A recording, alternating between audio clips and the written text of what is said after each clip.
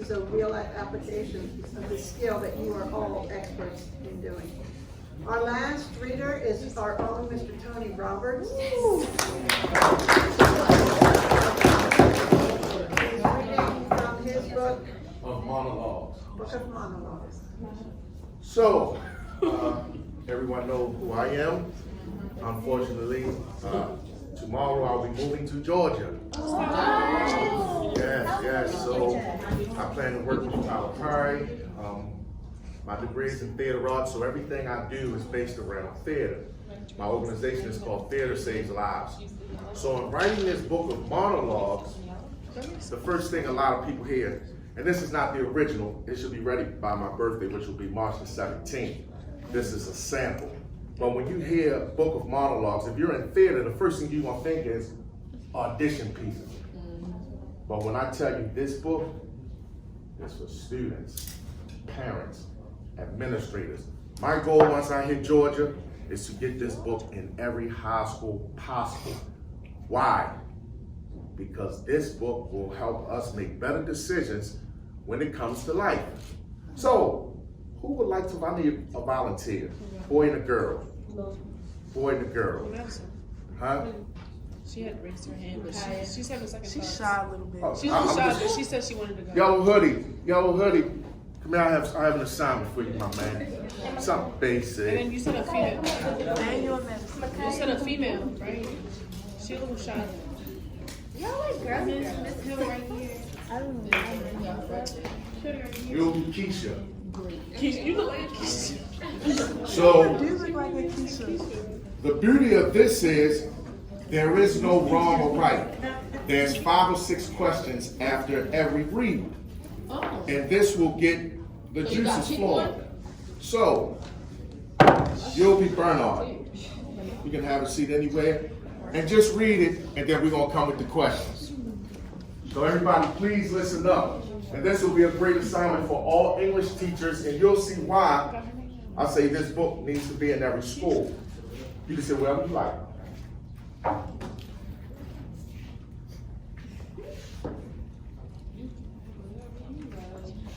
Start from where it says, Bernard, we need to talk.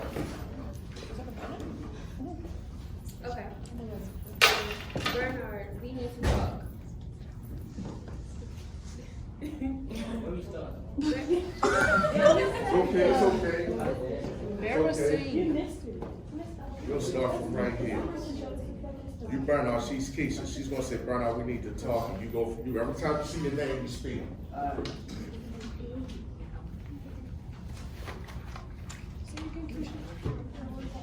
Oh, okay. Yes. Bernard, we need to talk about us. About us? Yes, about us. What about, We have been dating for 6 months and I need to know. you know what? I need to know where we stand. Keisha, look, I'm not ready to be serious. Bernard, I trusted you. Keisha, what you talking about? You said you loved me. I did, but I love you as a friend. Let's listen up. As a friend.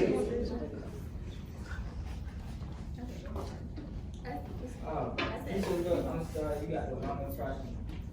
Wrong impression. You said you wanted to be with me. Keisha, I had my whole life with her man, and I had big friends. And I don't. I never said that, Keisha, you're blowing this out of proportion. I thought you were different. You asked me a question, I gave you the truth. You gave me the truth. The truth is, you never cared about me. All you wanted was to sleep with me. Keisha, I could have had any girl I wanted. But you didn't. Keisha, look, I'm going to get university in the club. All I want to do is become a great attorney. You have your whole life figured out. Keisha, can we change the subject? Change the subject to what? Let's talk about the dance. I'm not going to the stupid dance. What is wrong with you? I'm pregnant. Right? Listen up.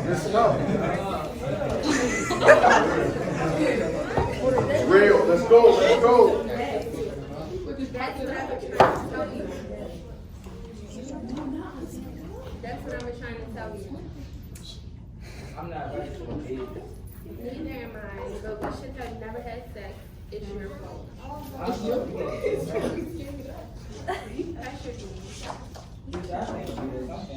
swing the ball. So so you are going to leave me? If you need to understand, I have been working so hard to get us that thing together. And having a baby is not a problem. Bernard, I could care less. I'm keeping my baby. You need to get an abortion.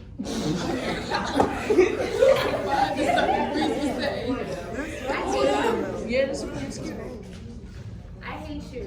Why would I kill my baby? Because we're too young for kids. I had my whole life in my You think I wanted this? I don't know, please, Keisha. Please, Keisha, what? Have you told your parents? No. Keisha, please. Bernard, I just don't know. Know this, if you keep that baby, I will not speak to you again. Why are you doing this to me? I'm trying to be responsible. If I had so much to do, Keisha. Lose what? Your scholarship to Yale? Yes. If your scholarship is more important than your child, then you go right on and do you. I promise, I won't even bother you again. The end. Now, question. Damn. Is Bernard wrong for wanting to go to college? No, one hand at a time. He is not wrong for going because education should come first. Hold on, wait a minute. Remember, there's no right or wrong because this book, with this book, whatever choice you make, we got to live with that consequence. So that's what this whole book is about. There's always scenarios. This book has all these scenarios. So, like I was saying, in that situation, no, you're not wrong, but if you sat there and have a child, I think your responsibility is you should accept that and own up to that. So at that moment, he shouldn't, go to college, but he should take care of his child. yes. I feel like at that moment he should have went to college, and it's not all on him. Like she could have decided to move down there with him. Like it's not like him having a little on campus at college. They could have had like that. No, I feel like at the same time you can do both. It's like if you're gonna go to college, it's not like you have to leave her all on your own. Come on now, you still got vacations to come back home. When you come back home, do your baby. I feel like it was both of their decision, so they both should have handled it responsibly and made it work. Honestly, I feel like if you sit there, like she said, you sit there, you make a decision to have a child, you're supposed to be there for the child. Like you sit there, you had unprotected sex, you knew the rest. So whatever happened, you're supposed to prepare for it. So, yes. I feel like you should go to school, but you should also be responsible for what you did.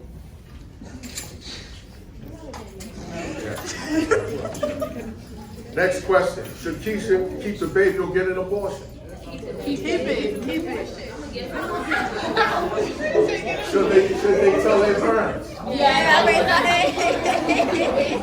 Is Keisha being selfish? A little bit. Listen up. What would you do in this situation? Get an abortion. My family don't believe it. My mama don't believe it, but I'm gonna get one anyway. I sat there and had a big with him, so I feel like So, in writing this book, what you just saw was how students are engaged when they can relate to the subject. There's another story in here called Traffic Stop, where you have two young men in the car. And unfortunately, we don't have a bunch of young men in here, and I'm gonna tell you why that's important. Because when I did this exercise at a school, there's a driver, there's a passenger. The driver says, we're being pulled over by the police. The passenger says, no big deal, they just want to ask you your license and registration. The driver says, dude, I got a gun on me. The passenger says, why would you bring a gun? The driver then says, you don't have a record. Let me put it under your seat. He says, yeah, but I got a scholarship to college. The driver responds, I got 2 strikes, it'll be my 3rd, I go to jail. So then I say, let's stop right there and put a pin in it. And I say to all the young men in the room, you're the passenger. This is your man, your boy. What do? 90% of the young men say they want to take the charge. You know why? That's why they say they want to take the charge. Because he got a house ahead of him. Because they say, no snitching. You know, we have this code of no snitching. So, exactly. I'm just telling you how, when you have a bunch of young men and you do this exercise, They under that peer pressure. I don't want my friends to think I'm a snitch. But first of all, if he was your friend, He wanted to would put he you in that ask you? situation in the first place. I Exactly. ain't gonna lie to you.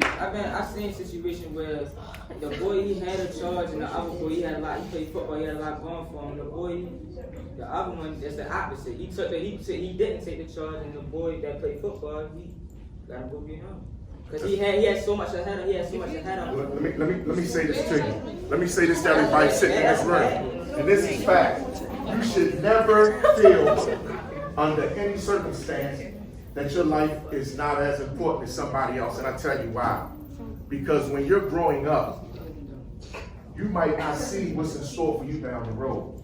See, a lot of y'all see me, y'all don't know the story. I grew up, my mother was a drug addict, was on heroin. At 12, I was eating out of trash cans. My mother only has an 8th grade education to this day. My father only has a 10th grade education. When my father left my mother, I was maybe 10. So I'm eating out of trash cans at 12. My dad lives across the street from us. He's never seen me walk across the stage in elementary school, middle school, high school, or college. Now, starting my life off like that, who would have thought I would have ended up getting a degree, becoming a college professor, working in a high school, becoming a 5-time published author, because had I thought, well, my life means nothing, I can take charges for people and do this and do that, you should never think that, because sometimes we start out kind of rough, but you never know what's going to happen down the road. So you have to always see yourself as that person that's going to be important. This is why it's kind of hard for me to walk away from the school system, because I really love working with students. I started out working in the Juvenile Detention Center. I worked in Charles Hickey School. I worked in Milford Mill. I worked in Thomas O'Farrell, Catonsville Alternative. And I worked here, and I love working with students because I see the potential, even though you might not see the potential. So in writing this book, I just want students to start making better decisions. There's too many students throwing their life away. When I created Theater Saves Lives, there was Diamond Williams. I did my stage play at Morgan. 2 weeks later, a boy takes a knife, slices Diamond's throat from ear to ear, kills him, and then blows his own brains out. Last year, I had Diamond Jones, who was murdered from Milford, where the mother and them came home, found her in the bed, thought she was asleep, boyfriend shot and stabbed her. Then we had the young man who smoked the marijuana that was laced with fentanyl. Decision making, this is what I keep saying. Everybody here has a cell phone. If your phone jams up, you reboot it, you cut it off, you turn it back on. It comes with a manual. So tell me how you reboot the human brain. When you're going through that rough time and them girls saying stuff to you they shouldn't say, and you say, oh, I'm gonna step to this girl, or I'm gonna step to this guy, you're not even thinking, what happens if I hit this girl and she falls and hit her head and dies? What happens if I fight this young man and I get killed? So critical thinking, that's the purpose of Book of Monologues. The entire book is skits that deals with critical thinking situations. Questions? I don't got a question. Uh-huh. I'm just saying, like, the 3 books that I'm writing today is just based off of all, like, decisions, and it's, like, 3 different ways, so it's, like, this is to help us with decisions, to make us, like, understand why we make the decisions, and then the first book is on, like, what not to make the decisions on. So it's just, like, I appreciate y'all books. Yeah, thank you. And again, when I look at life, I tell people, life is unscripted. See, I can write a script all day, but life is unscripted. Look what just happened to Kobe Bryant. You think that was in his script? You think that was in his manual for him and his daughter to leave? See, again, when you're young, you don't take like that serious. You know, we can come in here, cuss out the staff, fuss, act a fool, because we know, I'll see you tomorrow, girl. I'm going to wake up not even thinking, what if I go out this door and I never get to see you again? And this is why every day that you live your life, you gotta live your life to the best of your ability, to the fullest, and make great decisions. You know, and I get it, I know a lot of students like dating, but dating, like I said, again, at the high school level, a lot of times when you make those decisions, you can get pregnant. You know, there's another one in here called New Girl, where the boy says to his homegirl, put me on with your homegirl. And she said, boy, you already got a girl. He said, so?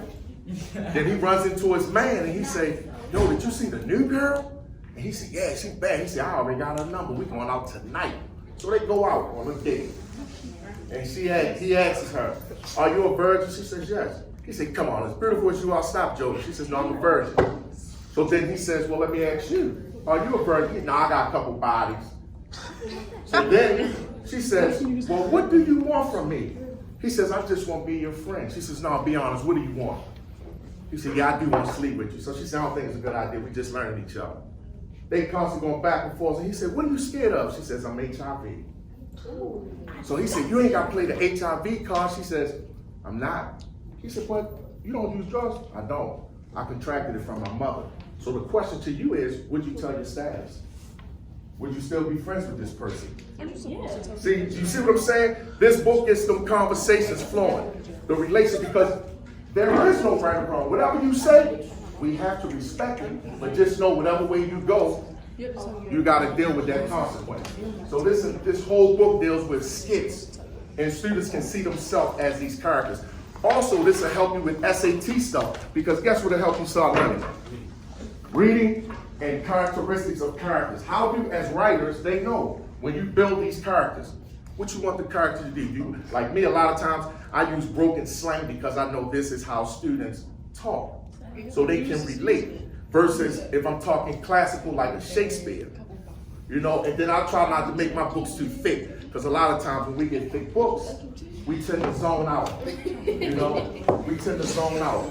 You know, and you know, one of the other pieces I feel like we don't touch on in the school system enough, and a young man said this to me the other day in an interview. Please report to the main Half of the office. students when I worked in Milford, if you was an A+ student, B+ student, Please I didn't report know to the you. main office. That's sad. I only do all the trouble students. So you telling me that students that's doing good? So a lot of times when I was in school, I would put my mask on. And when I put my mask on, I ain't telling nobody my mother just got beat up and the dude broke her arm and we got our lights cut off and we got evicted and we ain't got no food in the house. So I would put on a mask and I would become this character. I walk up to my man, yo, what's up? And he thinking everything good with it, but I'm dealing with that underbelly trauma. And when we sit in some of these classrooms and people wondering, why the student ain't talking? Why the student ain't this? This is why these books are so important. And one of the things I tried to do here, when I was here, was start an after-school program to teach every student in here how you can become an author and get paid. Because each one of us get paid. When these books sell, we get paid. And that's residual that you get for the rest of your life. Because these books are sold all over the country. And it's not hard to do. Everybody in here has a story. Everybody. And everybody in here has the potential to be a #1 best-selling author. So again, I appreciate y'all. I'm going to definitely miss y'all. Yes. So you moving to Georgia, does that have to do with like you wanting to make your Yeah, my reason for moving to Georgia, I'm not working in the school system, so I have an organization called Theater Saves Lives. When they killed the girl Diamond, I created Theater Saves Lives, where I work with the Baltimore City Police Department. I work with Catesville Alternative and all these different schools, and everything I do is based around theater. Theater is what saved my life. Because again, when I was growing up young, I was this person who had a rough upbringing because of my mother. And I'm not making excuses, but I just knew that I didn't want to be like my parents and not finish high school. I didn't want to be living on the edge where it's like, oh, we want to get evicted. And that's a terrible feeling when you don't know where the next meal coming from. And when I see most of the students in here, y'all look swag. Y'all got the iPhones, new Jordans. And a lot of y'all don't even realize how privileged you are to have these things. Another thing I want y'all to take with you, give these teachers some respect and credit. I'm saying this not because she here, Mrs. Butler, one of the dopest teachers there is. I say that, definitely. Because again, you got a lot of teachers, when they put their heart and soul and they doing this, because no teacher does this for the money. Trust me when I tell you this. I drive for Uber and Lyft and make 10 times more money traveling for Lyft and Uber than working in the school system. They do it because they trying to stop y'all from making those mistakes. So you have to take what they're telling you because they have knowledge, experience. Any other questions?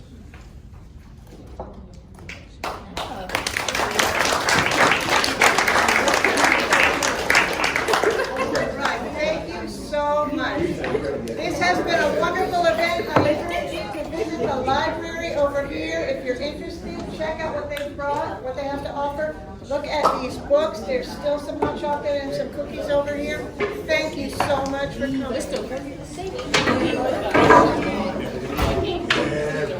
I'll take a look.